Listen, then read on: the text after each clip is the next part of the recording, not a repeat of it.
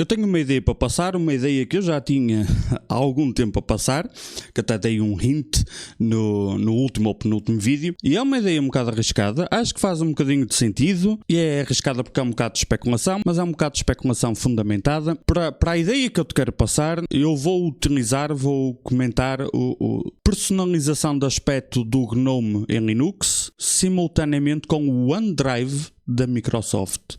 Que não tem nada a ver uma coisa com a outra, mas as ideias estão interligadas, ou parece-me a mim. É um bocado uma aventura. Vamos lá, se tu achas que o macOS é para os hipsters com as contas em atraso e a aparência em dia, e o Linux é para os nerds cebosos com tics de stalker, é fácil, só te resta o Windows, I guess. Mas um computador com a esperança média de vida inferior a uma formiga e a potência de um reformado sem pastilha, tem direito a uma licençazinha OEM. E o teu PC todo potente precisa de uma licença retail que custa os olhos da cara. Vais aí o RCD Keys, compras lá a tua licença OEM, também tens direito, enfias para lá o código H25 e pumba, está a bombar. Ó filho, e já agora podes também comprar aquelas versões do Office sem assinatura mensal, estás a ver? Ou não, olha, usa papel e caneta, quer lá saber, ou caralho. Boas bandidos, pequeno contexto, como sempre, apesar de estarmos no YouTube e isto ser uma plataforma onde cada um tenta representar uma personagem, eu tento-vos sempre passar um lado mais natural, um bocado mais humano. É por isso que eu gosto de dar um bocadinho de contexto, gosto de dar sempre um toque pessoal, acho que acrescenta valor, pelo menos para mim é o tipo de conteúdo que eu gosto de ver os outros fazer a maior parte das vezes, portanto é isso que vos quero trazer também. E como vocês viram, ou se calhar não viram, nos últimos vídeos, eu fiz algumas experiências com o Lossless Scaling, a versão do Windows, porque temos mais ou menos para Linux, e portanto a fase final, o boss final, era no computador que eu uso principalmente, este que está aqui à minha frente. Eu instalar o Windows LTSC, o Windows 10 LTC, utilizar também um Lossless Scaling, mas tudo encadeado, porque eu estou a utilizar desde junho do ano passado o CacheOS, mega satisfeito, não posso estar mais satisfeito com o sistema operativo, apesar de gostar bastante deste Windows 10 LTC, que neste preciso momento ainda está instalado aqui, mas tudo encadeado porque eu queria experimentar, queria reinstalar o sistema, porque ele estava a funcionar bem, portanto necessidade propriamente não havia, mas queria reinstalar e utilizar a interface GNOME, que se nunca utilizaste Linux não sabes o que é, não precisas saber. O nome técnico é Desktop Environment, é isso que se chama em Linux, mas vamos chamar uma interface, ok? Para ser mais simples. Eu nunca tinha utilizado no dia a dia o GNOME, exceto, calma, o GNOME 2. Porque há muitos anos atrás eu utilizei Linux exclusivamente, mas não utilizava o PC para jogar, e o tipo de trabalho que eu fazia era tão simples que eu precisava essencialmente do LibreOffice e do Thunderbird, e que ainda é o que eu uso atualmente, é o LibreOffice e o Thunderbird. Portanto, há muitos anos, são duas ferramentas que eu uso há muitos anos, que têm evoluindo e ficaram comigo. Apesar de depois, enquanto gamer, ter utilizado o Windows por exclusão de hipóteses no PC. Mas eu tenho o Windows instalado aqui e eu estava a utilizar fiz uma instalação em máquina virtual, vou partilhar ecrã. Acho que é melhor partilhar tudo em vez de Zoom. Portanto, VirtualBox, temos aqui o CacheOS, portanto está em VirtualBox, tudo aqui vai ser um bocadinho mais demorado e fica um bocadinho mais lento, mas ainda assim nada deve atrapalhar muito, não é? Portanto, temos uma instalação virtual do CacheOS, mas com o GNOME 48, e eu estava a explorar um bocadinho, porque eu tenho que confessar, eu não consigo perceber, o meu cérebro não consegue assimilar essa informação, como é que se utiliza o GNOME de stock. Eu até percebo o conceito, tem os seus méritos, porque consegue ser um bocadinho diferente, um bocadinho próprio, mas eu não consigo perceber como é que se utiliza no dia a dia o GNOME de stock. Então no GNOME existe uma coisa chamada extensões, que podes inclusivamente adicionar, como eu pus aqui em cima, um coisinho só para ver quais extensões temos instaladas, quais estão ativas. As que estão ativas têm um visto e depois tem um coisinho aqui onde tu podes personalizar. Espera, eu estava a personalizar Open Bar. Ok, vamos abrir o Open Bar e temos montes de settings aqui, só nesta extensão. Se eu abrir o gestor de extensões, nós temos aqui, podes explorar extensões que podes instalar, portanto é uma infinidade de coisas. Basicamente eu estava a explorar como é que eu posso personalizar este ambiente, o GNOME, porque eu quero utilizar no dia a dia só porque sim, porque eu utilizei KDE, super satisfeito. Ele é feito, é uma interface feita para ser personalizável, e ele grita para ti tipo: personaliza-me, agarra-me. O GNOME é um bocado a filosofia diferente, mas dá para personalizar. E quando eu comecei a utilizar o KDE recentemente, quer dizer, o ano passado, eu personalizei algumas coisas do ponto de vista funcional, mas não tanto do ponto de vista estético. Pai, durante 6 meses deixei para o fim, tipo, não é uma prioridade para mim a estética. Posso alterar porque sim, porque posso, mas estou preocupado em tentar aprender o máximo possível, recuperar tempo perdido, porque eu estava extremamente ignorante em Linux, ainda estou, mas estou menos, mas ainda estou. Portanto, deixei um bocado para o fim a parte estética, digamos assim. Alterei apenas a parte funcional para o tipo de uso, o tipo de utilizador que eu sou. E agora cheguei ao GNOME. Bem, vamos explorar numa máquina virtual, porque eu depois quero utilizar isto no dia a dia para mim. Só mais um dia na minha vida, não é? E surgiu-me assim um pensamento daqueles que dão que pensar, pelo menos para mim, que é: nós temos a macOS. Eu não posso dar muita opinião, sou extremamente ignorante, estou muito afastado, portanto eu não vou sequer opinar, ok?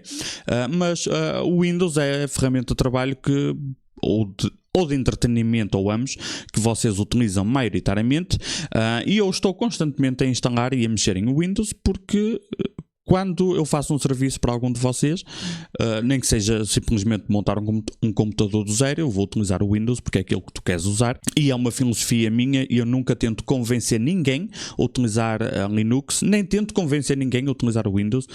Eu gosto de mostrar opções, e faço questão que tu decidas por ti. Acho que é uma boa prática. Portanto, eu continuo a estar familiarizado com o Windows. Pessoalmente não sou muito fã, já não dá, para mim já não dá, mas não é em termos funcionais, é em termos de filosofia de produto, de serviço. Chegamos à era onde o produto não nos está a tentar servir a nós, está-nos a tentar manipular para nós servirmos o produto, ou seja, encher os bolsos de alguém. O que para mim é ok, encher os bolsos de alguém está perfeitamente ok, partindo do princípio que alguém fez algo que eu gosto, e por contrapartida eu vou dar o meu dinheiro, não tentar me manipular ou encurralar num canto onde eu quase não tenho opção, vencer-me pelo cansaço. Não gosto dessa abordagem, e portanto é por isso que Linux passou a ser a minha preferência, exatamente porque ninguém me tenta colocar num canto. Acontece o contrário, eu acabo por me colocar num canto a mim mesmo, porque tento explorar ideias, e às vezes dou por mim a não saber o que é que estou a fazer, mas opções são-me dadas, eu tenho essa liberdade e lido melhor com isso. E aquilo que eu parei para pensar é: porque é que nós deixamos de ter opções de personalização no Windows? Porquê? Há de haver um motivo. Estás a usar o Windows 11, tens o Windows 11 no teu PC, vou-te lançar um desafio simples: muda o tamanho ou a posição da barra de tarefas. É o mais básico, tipo, e o que sempre foi possível no Windows. Não estou a pedir para tu fazeres algo que não esteve presente no Windows, sempre esteve presente no Windows. Muda a posição, ou o tamanho, ou ambos, da barra de tarefas, que é o mais básico. A minha questão é o porquê de nos tentarem tirar toda a capacidade de personalização, porque existem essencialmente 2 tipos de personalizações. Aquela personalização que é funcional, altera a forma como tu interages, e podes fazer isso tanto por motivos de produtividade ou por gosto, tanto faz. Existe aquela personalização que é meramente estética, não é? É só o aspecto das coisas, mas tudo funciona da mesma forma. Na minha opinião, as duas são importantes por motivos diferentes, e lá está, a questão é: porque é que nos tem tirado ao máximo essa capacidade de personalização? E tu podes ver isso em tudo na tecnologia atual. A página do YouTube, a página do YouTube de um criador de conteúdo era altamente personalizável no início. Nós conseguimos fazer da nossa página algo próprio, e agora conseguimos mudar um banner. Redes sociais, a mesma coisa. Quem se recorda do MySpace, do i5, antes de virar um site de coisa, tudo era altamente personalizável. E nas tecnologias atuais parece que há um movimento das grandes corporações, um movimento sincronizado de alguma forma ser tudo igual para todos à força. E eu acho que isso é uma forma de nos tentar criar. Talvez, é uma especulação, mas eu acho que é uma forma de nos tentarem incutir um conformismo. Tu não és especial, não és igual aos outros todos e a partir de agora isto funciona assim porque nós decidimos, mas é para teu bem. Calma que é para teu bem. Só não tens outra hipótese e quando há outra hipótese eu faço questão de tentar tirar. Mas é para teu bem, ok? Portanto vamos ser todos iguais e já agora nós é que escolhemos. Vou dar um exemplo. Há muitos exemplos, mas eu vou-te dar um. O exemplo do OneDrive. Eu já usei o OneDrive da Microsoft. Atualmente, o que eu vou dizer pode estar parcialmente errado porque pode ter havido mudanças, porque eu deixei de interagir com o OneDrive, mesmo quando monto um PC para alguém, o máximo que eu posso fazer é deixar instalado, se eu sei, se tu me disseste que vais usar, eu deixo instalado, mas eu não interajo com o OneDrive, é uma ferramenta que eu faço que tipo, não quero saber, ok? Portanto, alguma coisa que eu vou explicar aqui pode ter mudado com o tempo, mas houve um caso com uma pessoa até da minha família, que lá está, como eu para clientes eu não interajo com o OneDrive, eu preparo tudo, altero BIOS, altero settings no sistema operativo, aquilo que eu acho pertinente para ti em específico, mas coisas como por exemplo o OneDrive, ok, está aqui, agora faz o que tu quiseres daqui para a frente, vamos aqui fazer um desenho. E o que aconteceu foi, antes disso, o exemplo que aconteceu com mais gente, eu sabia que na teoria é possível, só que depois, como aconteceu com alguém da minha família, chamou mais a atenção, que foi, alguns no espaço e no tempo, foi banal, comum, até o mais usado. As pessoas quando criavam uma conta de e-mail utilizavam o Hotmail da Microsoft. Para ti que és mais novo pode parecer um bocado estranho, mas criar uma conta no Hotmail foi extremamente comum, como passou a ser depois no Gmail, tipo, vou criar um e-mail, tipo, não vou pensar, é Gmail, ok? É tipo default. Durante um período de tempo foi um default. Quero com isto dizer que há pessoas atualmente que simplesmente usam o Hotmail porque já lá está a conta e essa pessoa estava a utilizar o Hotmail para o seu trabalho. Nada de estranho até aqui, ok? Só que foi comprado um computador novo e um computador novo vem com o Windows 11 e o Windows 11 não vem configurado, não é como um PC que eu monto onde tu tens de fazer login se quiseres, mas em termos de BIOS e do Windows está tudo configurado. Quando compras um PC não vem nada configurado, portanto tens aquela boa-vinda do Windows e portanto tens que meter a tua conta. Pessoas normais não sabem como não utilizar a conta e a pessoa em questão não utilizava o OneDrive. Mas como pessoa normal, tem que criar a conta, ok, next, não lá, eu preciso usar o PC, posso? Entretanto o OneDrive ficou instalado no PC e há uma diferença drástica do OneDrive para alguns outros sistemas de nuvem. O que eu uso atualmente, até deixar de estar satisfeito ou até deixar de precisar, é o sistema de nuvem do Mega satisfeito, não foi de propósito, estou mega satisfeito, mas deixar de estar, deixo de utilizar. Esse sistema de cloud funciona da seguinte forma: tu tens as tuas pastas, e não é o único que faz isto, ok? Mas é um dos. Tens as tuas pastas e tu dizes ao Mega, olha, eu quero que esta pasta esteja na nuvem. É uma abordagem. Até aqui parece tipo óbvio, não é? Mas o OneDrive não funciona assim. O OneDrive funciona da seguinte forma: tu tens a tua pasta, vou pôr aqui OD do OneDrive, e dentro do OneDrive tu tens as tuas pastas, vou pôr aqui A de ambiente de trabalho, D de documentos e P de pictures, de imagens, ok? E portanto, quando tu tens o teu PC, quando tu tens os teus ficheiros, eles passam automaticamente para aqui. O OneDrive não vai às tuas pastas buscar informação. A tua informação passa a estar dentro do OneDrive. E esta é uma pequena diferença que faz toda a diferença. Porque o que acontece a muita gente, e que aconteceu a esta pessoa, e que realmente eu sabia que isto era possível, mas como eu não quero saber do que é que tu fazes com o teu OneDrive, é um problema que eu nunca tive que resolver. Mas isto há muito que pensar. Eu vou dar um exemplo aqui eu vou criar uma pasta aqui com o Mega, portanto crio uma pasta aqui e eu vou aqui, botão direito, Add Sync. Portanto está aqui a minha conta e eu posso criar uma pasta dentro do Mega. Vou criar uma pasta a dizer teste que é para saber que tem que apagar. Ok, criei. Dar o ok, portanto a pasta que eu criei aqui no meu ambiente de trabalho vai ser sincronizada aqui. Ponto. Ok. Done. Quando eu aceder, fica aqui com o símbolo, quando eu aceder, nem que seja, posso aceder agora no meu telefone e vou ver esta pasta. Simples, certo? A ideia é simples. No OneDrive é diferente, ou era, a não sei que tenha mudado agora, peço imensa desculpa se tiver mudado agora. No OneDrive é diferente, tudo o que tu queres que esteja na nuvem tens que meter dentro do OneDrive. Tu não podes ir ao OneDrive para ir buscar uma pasta aleatória. Porquê? Porque quando e se eu me fartar ou quiser trocar de sistema de cloud, eu simplesmente apago a instalação que eu tenho do Mega e nada acontece nos meus ficheiros locais. Se tu quiseres desistir do OneDrive, tu tens que tirar todos os teus ficheiros que estão dentro do OneDrive para poderes usá-lo fora do OneDrive. Outro pequeno detalhe é quando tu fazes uma instalação num PC novo e fazes login com a tua conta OneDrive, ele só faz download, por pré-definição, ele só faz download dos teus ficheiros conforme tu os abres, não é? Portanto, ele guarda na nuvem, o que é uma ferramenta porreira, ok, tem a sua utilidade, mas tudo, depois de juntarmos todas as peças do puzzle, vai ficar mais simples o panorama. É que o que aconteceu aqui foi que a pessoa que estava a utilizar isto não utilizava o OneDrive. O backup era externo, fiz o que é externo, e ainda é o que eu recomendo.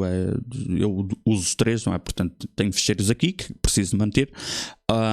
Alguns deles estão na cloud e depois tenho um físico externo, um backup físico externo. Portanto, o sistema de cloud como backup temporário e em tempo real, ok? Portanto, não interessa, cada um usa à sua maneira. É que a pessoa não utilizava o OneDrive, então começou a meter os ficheiros que precisa para trabalhar no computador. Inclusivamente documentos, coisas no ambiente de trabalho, o uso normal do computador. Até que a certa altura era preciso enviar e receber e-mails e não funcionava. Não sei se era um ou outro ou se era ambos, se não conseguia enviar e receber, ou se só não conseguia receber, whatever.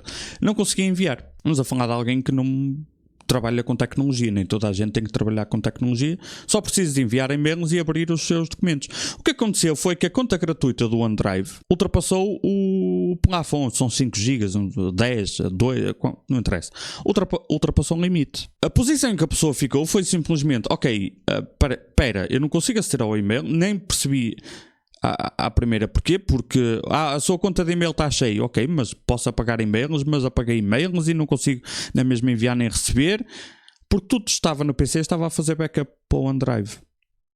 Porque é só clicar em Next, certo? Mas se eu simplesmente apagar o OneDrive, para onde é que estão os ficheiros? Se a pasta documentos está dentro da pasta OneDrive, em vez do OneDrive ir buscar a pasta documentos. Percebem aquela diferença subtil? Portanto, eu posso simplesmente apagar tudo do OneDrive, ou apagar o OneDrive, mas primeiro eu tenho que mover os documentos para outro sítio, mas isso pode implicar alterar coisas, settings dentro do Windows, e eu figurativamente falando, não é? Eu só quero, eu preciso trabalhar, já estou a perder tempo, porque a minha passou amanhã e eu preciso trabalhar, eu preciso enviar mails e eu preciso das duas coisas. Destes ficheiros, eu preciso enviar e-mails e responder e-mails que já me ligaram a perguntar porque é que eu não respondi, mas eu afinal nem sequer os vi. Até que magicamente aparece no cantinho um botão a dizer que por 100 € ao ano tudo fica magicamente resolvido. Os teus problemas desaparecem. Bom, isto tem um nome, meus caros. Quando tu usas os ficheiros da pessoa para dizer, opá, não estás a conseguir aceder aos teus e-mails e aos teus ficheiros da maneira que tu queres, quer dizer, os teus ficheiros até estão aí, mas não consegues ver e-mails, mas tu apagares os ficheiros, até consegues ver e-mails, mas os ficheiros não estão na pasta original do PC, estão noutra, portanto, cuidado com o que tu vais fazer, vê lá se não queres perder. Bem, isto chama-se ransomware, já tem nome, é muito popular, é pagar um resgate. Porquê que as pessoas atualmente, perante estas situações, simplesmente continuam a utilizar os mesmos serviços, porque vem sempre um cansaço e conformismo e porque nós estamos apertados no nosso dia-a-dia e não sobra energia para tudo. Para mim sobra porque isto é a minha área, mas noutras coisas não vai sobrar. Portanto, nós não podemos travar todas as guerras. E eu acho que o facto, aquela pequena coisa que não tinha nada a ver, de não termos nos tentarem tirar qualquer tipo de personalização, psicologicamente tem o efeito de nada disto é meu. E se eu não gostar sou eu que estou errado porque os outros estão iguais. Porque é que eu haveria de querer ser diferente? É suposto nós sermos diferentes, é suposto a tecnologia ser nossa, nós usarmos à nossa maneira e a tecnologia estar aqui para nos servir, em vez de nos tentar encurralar num canto e utilizar as mesmas técnicas que oficialmente são criminosas, do ransomware, mas que se for, por exemplo, a Microsoft está tudo bem, porque nós autorizamos e aceitamos as condições. Mas psicologicamente e moralmente a técnica é a mesma, é a técnica do ransomware. Por apenas 100 euros resolves o problema, ok? Não te chateias, é para o teu bem. O que não tem problema absolutamente nenhum tu pagares 100 euros por um serviço de cloud. Se for por opção. Se for porque estás encurralado, sinceramente não sou muito fã. E isto está ligeiramente, sorry. Era assim que eu queria. Outro motivo pelo qual este tipo de práticas que acho que podemos concordar que não são boas, são para nosso prejuízo, ainda que o serviço ou o produto possa ser bom, isso não está em causa. O serviço pode ser bom, funcionar, fazer o que tu queres, isso não está em causa. É a forma como nos tentam encurralar para mesmo que a gente não queira passar a querer, que são coisas diferentes. Uma coisa é questionar o produto ou o serviço, se serve para ti, outra coisa é questionar como é que tu acabaste por decidir comprá-lo. E nós chegamos, acho que até aqui, a conta-gotas, porque um exemplo que nós gamers nos recordamos foi quando a terceira Xbox One, não estou a confundir, para não, Xbox One foi a terceira, 360, depois veio a One, porque eu perdi-me com os nomes das Xbox. Quando foi apresentada, havia a ideia, a Microsoft trouxe a ideia que a consola teria que estar permanentemente ou uma vez por dia, já não me recordo qual era o conceito, mas estar constantemente conectada à internet para tu poderes usar a consola. E eles voltaram atrás. Isso não pegou. A revolta das pessoas foi tanta, dos gamers foi tanta, que nem pensar que eu vou fazer isso. Não, esquece. Eu não vou usar um aparelho que precisa estar conectado à internet para eu jogar. Posso querer estar conectado à internet, e muitos fãs da Xbox apreciavam a qualidade de serviço online da Xbox, mas uma coisa é gostar de usar algo que eles criaram, outra coisa é eu não tenho solução, eu não tenho alternativa, são coisas diferentes. E a Xbox voltou atrás, a Microsoft voltou atrás com essa decisão. Mas atualmente estamos fartos de jogar jogos, mesmo single player, que se não estiveres conectado à internet não jogas, e eventualmente o jogo acaba de desaparecer porque a produtora decidiu: vamos tirar este jogo a quem o pagou. Porque é que a mesma ideia há uns anos atrás foi negada, recusada e tiveram que reverter, e agora passa? Porque é uma coisinha de cada vez. O que a Microsoft fez de errado foi que quis dar o passo todo de uma vez. Um passo maior que as pernas. Quis fazer tudo à bruta. E a realidade é que se fizer devagarinho, as pessoas acabam por aceitar. Parece que é a mensagem que nos chega, não é? Fazendo as coisas devagarinho e tentando uniformizar o mesmo aspecto e a forma de utilizar para todos, eu acho que contribui para nos criar um espírito de submissão / conformismo, que eu acho que não é saudável na tecnologia e, mais uma vez, não tem nada a ver com o quão boa ou má a tecnologia funciona. É o facto dela estar a ser usada contra nós e não a nosso favor. De cada vez que é criada uma coisa que nós conseguimos utilizar e até gostamos, vem uma contrapartida para nos apanhar na curva seguinte. Estamos a chegar numa altura onde nós temos que começar a pensar seriamente, de cada vez que escolhemos qualquer tecnologia, qual o verdadeiro custo disto e vale a pena a troca. Ainda assim, cada um de nós deve decidir o que usa, como usa, quando usa e porquê que usa. Mas acho que o fator escolha é importante e é isso que nos estão a tentar tirar. A escolha nós fazemos, tu só usas, e quando e se tiveres que pagar, não te preocupes, nós dizemos quanto temos que pagar, se tens que pagar, como tens que pagar, e eu acho que isso não é bom.